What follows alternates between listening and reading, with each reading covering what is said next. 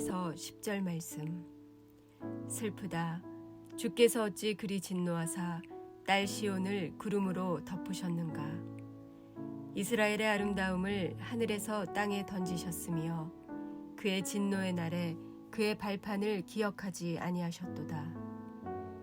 주께서 야곱의 모든 거처들을 삼키시고 긍휼히 여기지 아니하셨으며 노하사 딸 유다의 견고한 성체들을 허물어 땅에 엎으시고 나라와 그 지도자들을 욕되게 하셨도다. 맹렬한 진노로 이스라엘의 모든 뿔을 자르셨으며 원수 앞에서 그의 오른손을 뒤로 거두어 들이시고 맹렬한 불이 사방으로 불사름같이 야곱을 불사르셨도다.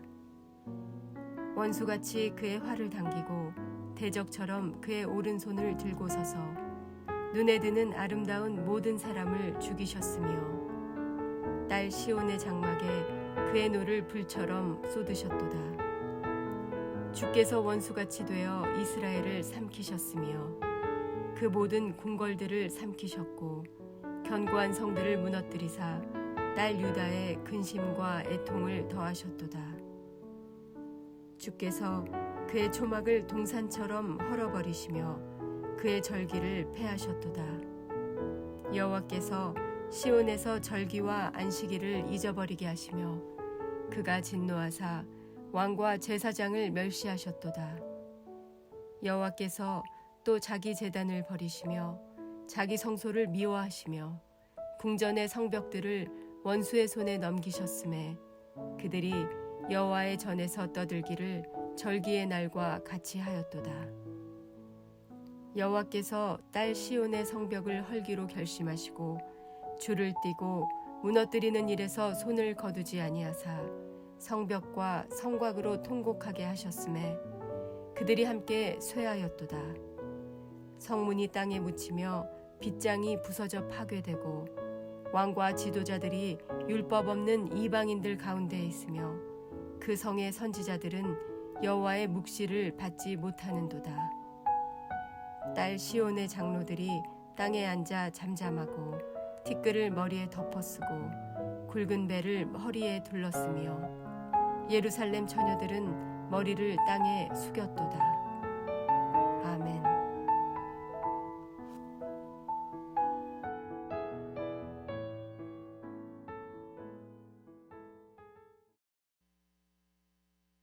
함께 기도하겠습니다.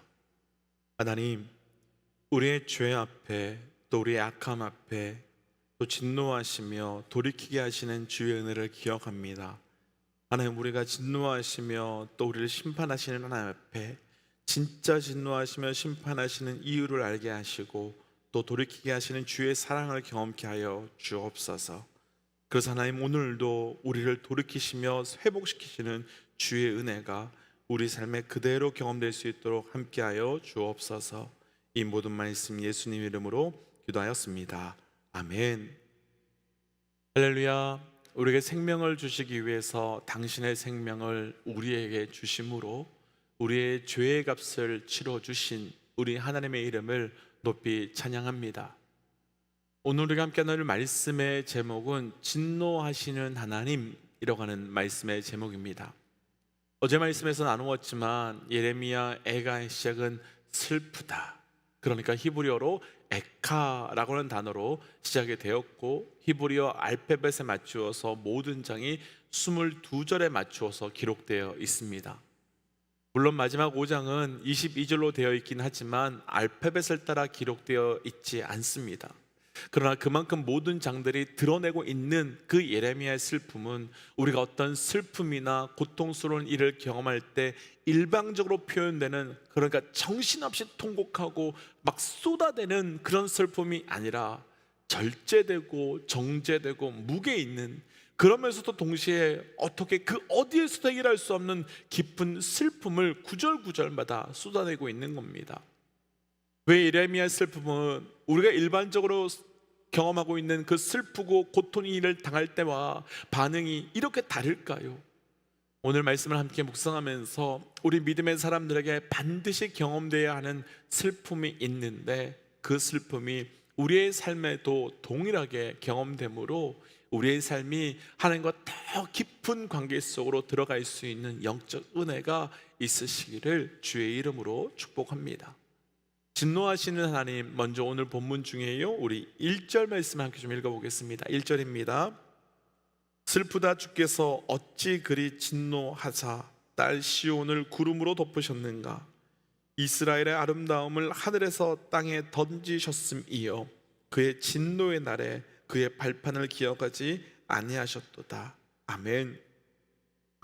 오늘 말씀도 여지없이 슬프다라고 하는 에카라는 단어로 예레미야의 통곡이 시작됩니다.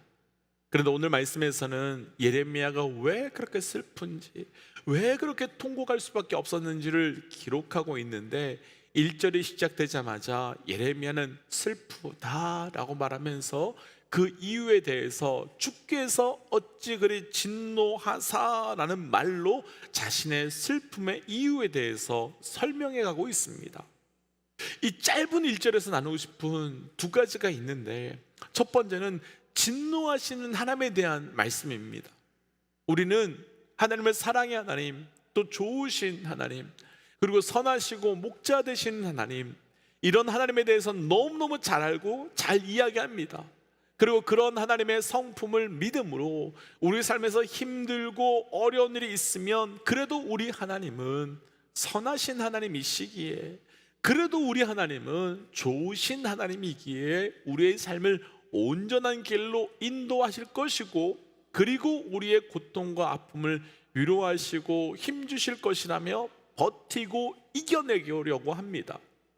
그런데 문제는 이런 하나님에 대한 단편적인 믿음 때문에 우리가 죄를 지었음에도 불구하고 그 죄를 다 용서해 주시고 다 품어주시는 사랑의 하나님에 대해서는, 그리고 우리가 다른 길로 가고 하나님을 떠나도 우리를 돌이키시며 또한 우리를 끝까지 돌이키시는 그 좋으신 하나님인 것을 잘 받아들이고 잘 반응하는데, 우리 하나님이 진노하시는 하나님이라는 것에 대해서는 잘 받아들이지 못하고 불편해하고, 그래서 그 하나님에 대해서는 만홀히 가볍게 여기고, 그래서 때로는 진노하시는 하나님에 대해서 나누고 증거하며 진노하시는 하나님에 대해서 나누는 그 사람을, 그리고 그 말씀을 불편하게 여기기도 하고 이상하게 여기기도 합니다.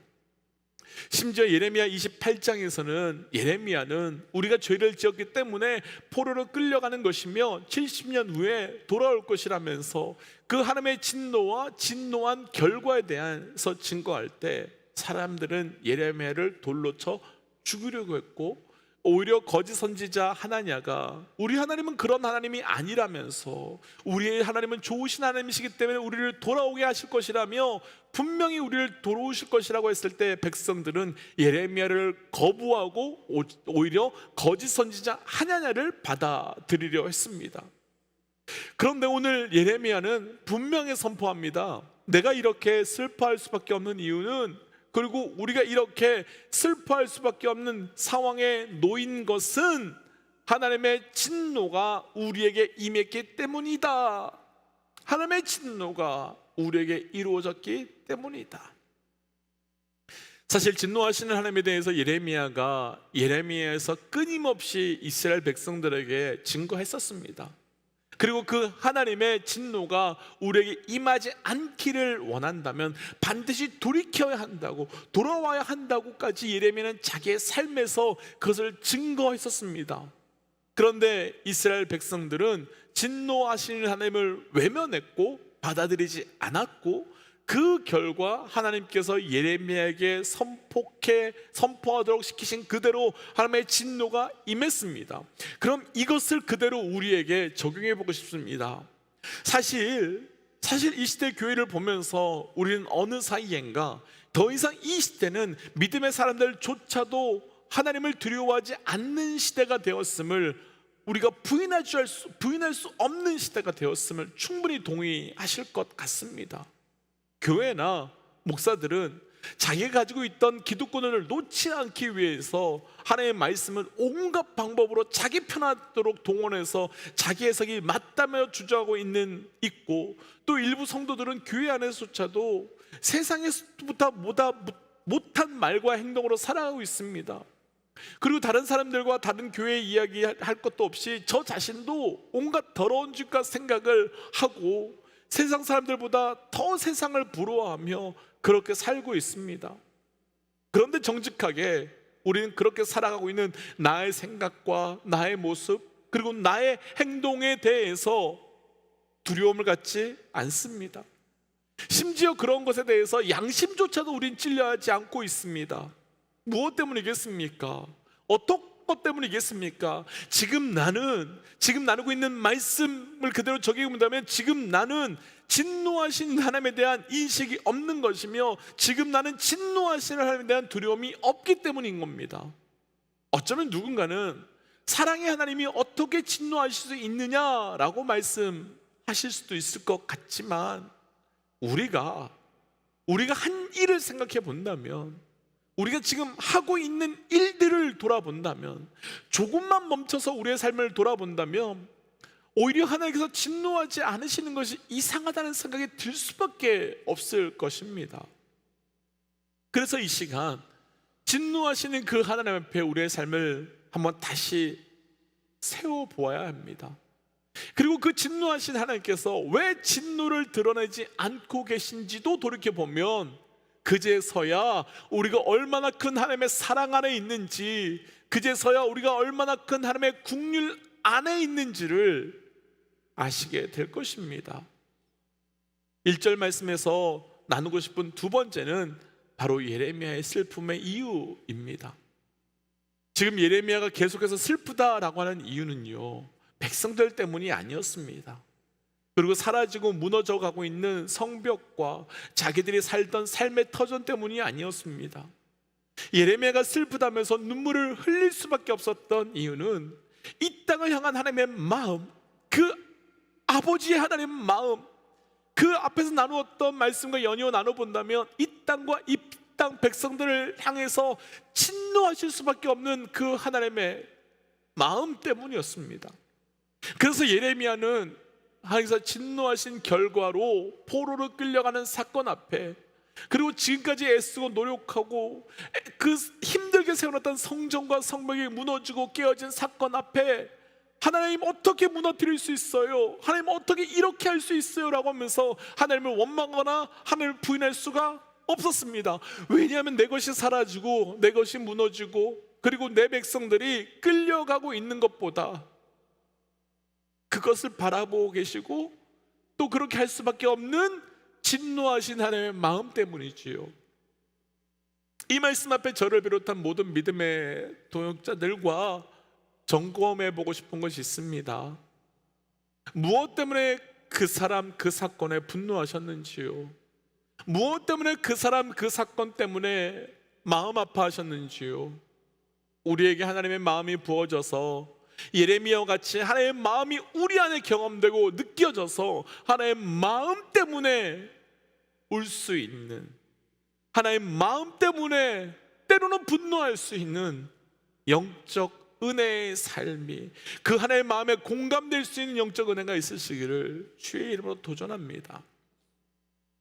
오늘 말씀은 하나님의 진노의 결과에 대한 말씀도 나오고 있는데요, 조금 내려가서 9절 말씀 함께 좀 읽어보죠. 9절입니다. 성문이 땅에 묻히며 빗장이 부서져 파괴되고 왕과 지도자들이 율법 없는 이방인들 가운데 있으며 그 성의 선지자들은 여호와의 묵시를 받지 못하는도다. 아멘. 예레미야는 하나님께서 진노하신 그 결과에 대해서 두 가지로 설명을 하는데 9절 앞부분을 보시면 성문이 이 땅에 묻히게 되었다라고 말하고, 두 번째는 여호와의 묵시를 받지 못했다라고 말하고 있습니다.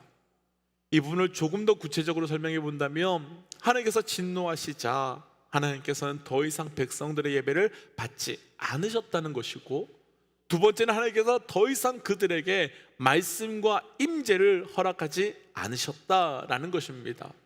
그러니까 하나님의 진노의 결과는 예배의 부재와 상실이며 말씀과 임재가 사라졌다라는 것이지요. 그런데 이 두 가지는요, 예레미야 때문에 나타난 현상이 아니었습니다. 우리가 앞에서 묵상했었던 사무엘상 앞부분의 말씀을 돌이켜본다면 이스라엘 백성들이 타락하자 하나님께서는 블레셋을 비롯한 이방 백성들의 공격을 허락하셨습니다. 그리고 그때 대제사장 엘리를 비롯한 그 아들들은 예배를 타락시켰고 엘리에게는 더 이상 묵시가 임하지 않았다라고 말씀이 증거합니다. 그 결과 하나님께서는 하나님의 임재를 상징하는 법궤를 블레셋으로 옮겨 오셨습니다. 뿐만 아니라 말라기 때의 말씀을 돌이켜보면 말라기가 시작되자마자 백성들은 하나님께 왜 우리의 예배를 받지 않으시느냐라고 원망하며 따지는 장면이 등장합니다. 그때 하나님께서 너희가 병들고 눈먼 것으로 제사를 드렸는데 그런 것으로 사람에게 드려보아라. 사람도 받지 않는데 내가 어찌 받을 수 있느냐라고 말하며 예배를 거절하셨고, 그리고 말라기 이후에 400년 동안 하나님께서는 더 이상 말씀과 묵시를 허락하지 않는 침묵의 400년을 허락하셨습니다. 그럼 이 말씀을 그대로 우리에게 적용해 보고 싶습니다. 때로는 우리의 삶에 예배함에도 불구하고 하나님의 임재가, 그리고 예배함에도 불구하고 하나님의 기름 부으심이 조금 더 경험되지 않을 때가 있습니다. 그리고 말씀의 자리로 나아갔음에도 불구하고 그 말씀이 내 삶을 만지심이 조금 더 경험되지 않을 때도 있습니다. 무엇 때문이겠습니까? 무엇이 문제이겠습니까? 그런데 여기서 더 심각한 것이 한 가지 더 있는데, 어느 순간 우리에게 받지 않으시는 예배 드림이, 또 말씀 들리지 않고 말씀 앞에 내가 반응하지 않음이 너무 당연해져서 그것이 우리에게 문제가 더 이상 되지 않는 삶을 살고 있다는 것입니다. 그러니 그분의 진노가 우리의 삶에 있는지조차도 모르고 살고 있고, 그러니 우리가 그분에게 돌이켜야 하는 것도, 돌이켜야 함에도 불구하고 그것을 하지 못하고 있는 것도 인지하지 못하게 됩니다. 믿음의 동역자 여러분, 우리 모두에게 한번 질문해 보고 싶습니다. 예배 가운데 그분의 임재와 기름 부으심이, 그리고 말씀이 내 삶에 온전히 경험되고 계신지요? 그렇지 않다면 사랑의 하나님, 진리의 하나님이 왜 우리 삶에 당연히 허락하시는 그 모든 은혜를 허락하지 않으시는지 분별해 보아야 되는 때가 이미 된 것입니다. 그리고 왜 진노하시는 그 하나님께서 내게 그 진노의 은혜를 주셨는지도 돌이켜 보셔야 하는 때가 된 것입니다. 그래서 이 시간 말씀을 기억하며 이렇게 기도가 싶습니다. 하나님, 내 삶에 진노하시는 하나님 앞에 온전히 서는 삶이 되길 원합니다. 그를 통해 우리의 예배와 또한 하나님 말씀 주시는 그 말씀의 임재 가운데 충만함으로 회복함의 은혜를 누리게 하여 주옵소서라고 함께 이 시간 기도하겠습니다. 함께 기도할까요? 기도하지요. 하나님, 주께서 주시는 그 임재의 은혜가 깊이 있게 들어가기를 원합니다. 하나님, 그 진노하신 하나님, 하나님 그 진노케 하시는 우리의 삶을 하나님 돌이켜 나아가게 하여 주시고, 하나님 그 진노하신 하나님의 은혜가 우리 가운데 온전히 고백되어서 그 안에 회복의 은혜와 누림의 은혜가 우리 가운데 고백될 수 있도록 주님 인도하여 주시옵소서.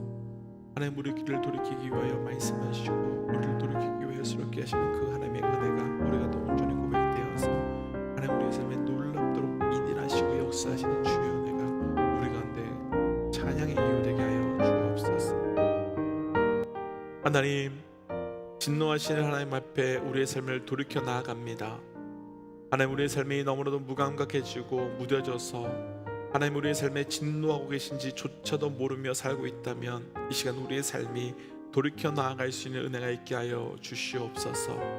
하나님, 예배의 자리로 나아갔는데, 말씀의 자리로 나아갔는데 그 어떤 것도 경험되지 않는 시기가 있다면 하나님 분명히 멈추어 서서 주께 엎드리게 하여 주시옵고, 그것이 너무나도 당연하게 다가오고 있다면 다시 깨어나 주 앞에 나아갈 수 있도록 인도하여 주옵소서. 이 모든 말씀 예수님 이름으로 기도하였습니다. 아멘. 사랑하는 믿음의 동역자 여러분, 우리 하나님의 진노 앞에 온전히 분별하셔야 됩니다.